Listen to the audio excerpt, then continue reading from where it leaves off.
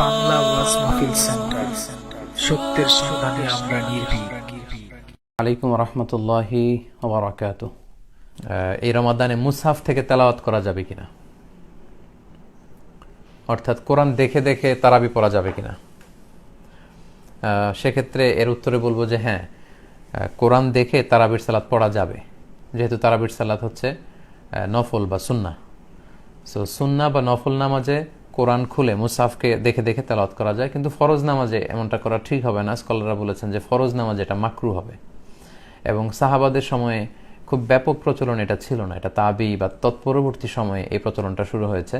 তবে আম্মাজান আয়েশা রাদিয়াল্লাহু তাআলা আনহার ক্ষেত্রে একটা বর্ণনা পাওয়া যায় যে ওনার একজন দাস ছিল, যিনি তারাবির সালাতে ইমামতি করতেন। আম্মাজান আয়েশা সহ অন্যান্য মহিলারা পেছনে দাঁড়াতেন। সেক্ষেত্রে সেই দাস কোরআন থেকে দেখে দেখে তেলাওয়াত করত। তো এক্ষেত্রে সংক্ষিপ্ত উত্তর হচ্ছে, নফল সালাতের ক্ষেত্রে আপনি বিশেষ করে তারাবি, কিয়ামুল লাইলে চাইলে কোরআন খুলে আপনি পড়তে পারেন, অথবা ইমাম পড়ছে আপনি ফলো করতে পারেন, কিন্তু ফরজ সালাতে এটা উচিত হবে না। আর সর্বোপরি যদি এটা বাদ দেওয়া যায় সবচেয়ে ভালো। তা না হলে আবার সবাই কোরআন দেখে দেখে পড়ার প্রতি বেশি উদ্বুদ্ধ হবে, নিজের হেফজ থেকে, মুখস্থ থেকে